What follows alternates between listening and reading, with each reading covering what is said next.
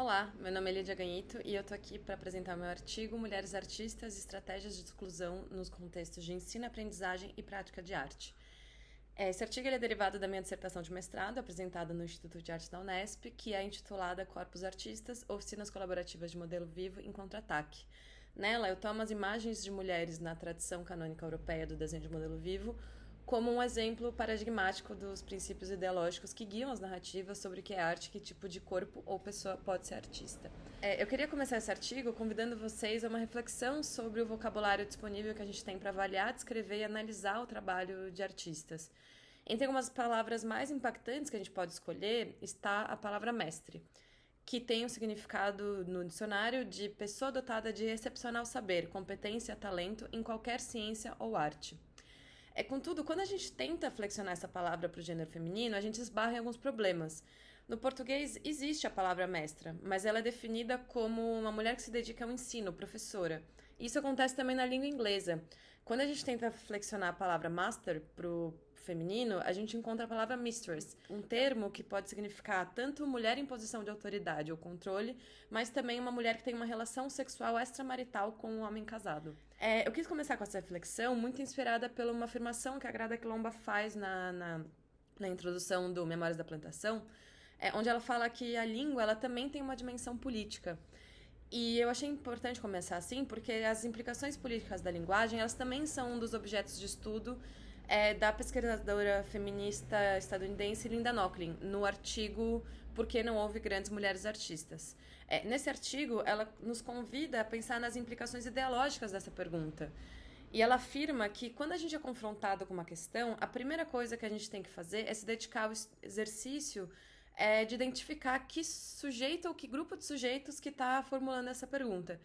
E aí, somente depois da gente conseguir compreender que tipo de proposta essa formulação específica serve, é que a gente consegue começar a pensar em forma de responder esse questionamento. Então, ao longo desse artigo, a Linda Nochlin ela se empenha em demonstrar que a formulação da pergunta por que não existiram grandes mulheres artistas, ela já é tendenciosa, porque ela desloca o cerne da discussão ao mesmo tempo em que supõe a própria resposta. Então, se não houve grandes mulheres artistas, é porque as mulheres seriam naturalmente incapazes de algo grandioso. E aí eu queria destacar que quando eu uso o termo mulheres ao longo desse artigo, eu não estou me referindo em termos absolutos ou biológicos ou universalistas, mas sim ao que a Nelly Richard compreende como uma rede de significados em processo e em construção, que cruzam o gênero com outras marcas de identificação social e acentuação cultural. Enfim, voltando para Linda Nochlin. Apesar dela considerar válidas as investidas da academia que buscam inserir nos livros canônicos de história da arte alguns exemplos dessas artistas excepcionais que batalharam contra o seu termo e firmaram-se enquanto grandes artistas, ela defende que, na verdade, a gente tem que questionar as próprias raízes ideológicas que estão por detrás da própria ideia de grande artista, antes da gente poder se debruçar sobre essa questão capciosa das grandes artistas mulheres. E a argumentação dela nos convida a rejeitar essa história repetitiva do menino que detém uma genialidade. Essa genialidade sendo esse poder atemporal e misterioso que de alguma maneira é incorporado à sua pessoa. E assim ele é levado inexoravelmente pelo destino a cumprir a sua sina de se tornar um grande artista. Ela rejeita essa narrativa, demonstrando que, na verdade, o fazer artístico ele envolve o domínio de uma linguagem própria. E essa linguagem própria, ela é cheia de convenções, esquemas e noções que precisam ser trabalhadas através do ensino ou a partir de um longo período de experimentação individual. Então, existem condições muito específicas para que esse grande artista possa existir. E o gênero, a raça e a classe são algumas das condições muito importantes para que o sucesso ou fracasso desse indivíduo no mundo profissional e canônico das artes. Uma vez que esses marcadores eles acabam por definir a possibilidade ou impossibilidade de acesso aos ambientes de ensino, aprendizagem e prática de arte. Essa mesma hipótese ela já tinha sido arejada mais de 40 anos antes pela escritora inglesa Virginia Woolf, no ensaio Um Quarto Todo Seu, que às vezes é traduzido como Um Teto Todo Seu. Nesse ensaio de 1928, a Virginia Woolf ela faz uma análise desses contextos de ensino, aprendizagem e prática de arte entre as mulheres brancas burguesas europeias. E ela defende que para poder se dedicar à escrita ou a qualquer tipo de arte, uma mulher precisaria ter acesso a meios financeiros próprios que permitissem que a sua mente se dedicasse a outros assuntos que não necessariamente a sua sobrevivência. E um quarto todo seu, de preferência com chave, onde ela pudesse se concentrar em sua prática sem ser incomodada por demandas externas, como a imposição do cuidado com a casa, os filhos e o marido. Então, juntando essas duas condições, a autora acaba por descrever um intrincado sistema de impedimento do acesso à educação que seria peça integrante de um certo conluio patriarcal que estaria empenhado em garantir o fracasso das mulheres que ousassem trilhar o caminho da arte. Ao contrário da Linda Nochlin, que ainda que bem brevemente, numa nota de rodapé, cita a influência de outros marcadores sociais, como a raça e classe, nesses processos, a Virginia Woolf ela não adereça necessariamente o recorte social do seu texto. Então, o seu discurso ele acaba tendo um certo tom universalista. A escritora estadunidense Alice Walker, ela de alguma forma adereça a isso, porque ela retoma esse raciocínio da Virginia Woolf e escreve o artigo A Procura dos Jardins de Nossas Mães, em 1972. Onde ela afirma que o arranjo para o fracasso seria ainda mais intenso caso a criança em questão fosse uma menina racializada.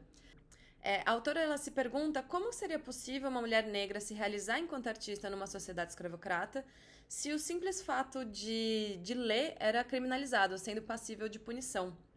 Então, Alice Walker ela estabelece uma relação crítica entre essa trajetória dessa artista branca europeia descrita pela Virginia Woolf e o contexto das mulheres negras durante a época escravocrata, destacando as diferenças entre as violências aplicadas a cada um dos recortes. Esses três textos, eles argumentam que os marcadores sociais impediriam o acesso a espaços onde se poderia aprender a dominar o conjunto de regras do campo profissional da arte. Aqui vale citar o exemplo mais paradigmático das diferentes oportunidades de formação profissional entre mulheres e homens, que é o ateliê de modelo vivo. Até o advento do modernismo, a habilidade de desenhar o corpo humano a partir da observação era considerada absolutamente indispensável na formação de um grande artista.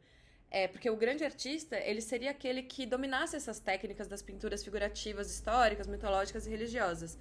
Técnicas essas que elas precisam ser obtidas a partir da prática sistemática do desenho de observação de corpos nus. Só que, porém, existia uma série de barreiras éticas e morais que na prática, impediam mulheres artistas de participar enquanto artistas das práticas de modelo vivo. Eu falo enquanto artistas porque seus corpos, enquanto modelos, eles sempre estiveram presentes nesses espaços, né? Mas, enfim, sem proficiência nessa linguagem dominante, as mulheres, enquanto classe, se sobrava somente essa possibilidade de desistir ou se dedicar aos gêneros de produção vistos como menores ou amadores. Essa palavra, aliás, tem mais uma peculiaridade de discurso. No contexto da pintura acadêmica do século XIX, a palavra amador era um termo utilizado como uma categoria classificatória em exposições. Então, a palavra artista se referia a indivíduos já formados pela academia. O termo aluno ele se referia aos artistas que estão inscritos na escola oficial e amadores seriam todas as pessoas que se dedicavam à arte sem, entretanto, terem passado por esse período formal de treinamento. Só que, porém, até o momento, a academia não aceitava alunas mulheres. Então, portanto, tanto o termo artista quanto aluno, ele só poderia ser usado para se referir exclusivamente aos homens. Então, essa categoria ela acabava funcionando seguindo lógicas diferentes, de acordo com o gênero da ou do artista. Se para os artistas homens ele era uma condição transitória, um momento que poderia ser ultrapassado pela dedicação e pelo estudo, para as mulheres era uma situação dada pela sua natureza, permanente e definitiva. E, inclusive, eu acho interessante também falar que o próprio processo de inclusão das mulheres no ensino superior em artes no Brasil, ele também também passou, né, ali por uma questão de uma certa invisibilização semântica. Mesmo quando essas mulheres conquistaram esse direito de frequentar as aulas, elas não conquistaram o direito aos seus próprios nomes, porque nesses primeiros anos, segundo o regimento, elas poderiam ser somente mencionadas como grupos de senhoras e moças, né? Ao contrário de seus colegas homens que eram identificados por seus professores por seus nomes completos. Então, se negava a essas mulheres o direito à nomeação, que, segundo a Ana Paula Simeone, é esse objeto tão caro a todos os produtores culturais para quem a autoria é um valioso princípio de reconhecimento. Então, quando a gente nega essas mulheres o direito à nomeação, eu consigo identificar aí uma recusa em reconhecer essas artistas enquanto sujeitos. E aqui eu estou usando o conceito de sujeito como foi definido pela Grada Quilomba. A Quilomba ela retoma a Bell Hooks para argumentar que sujeitos são aqueles ou aquelas que têm o direito de definir as suas próprias realidades, estabelecer suas próprias identidades e nomear suas histórias.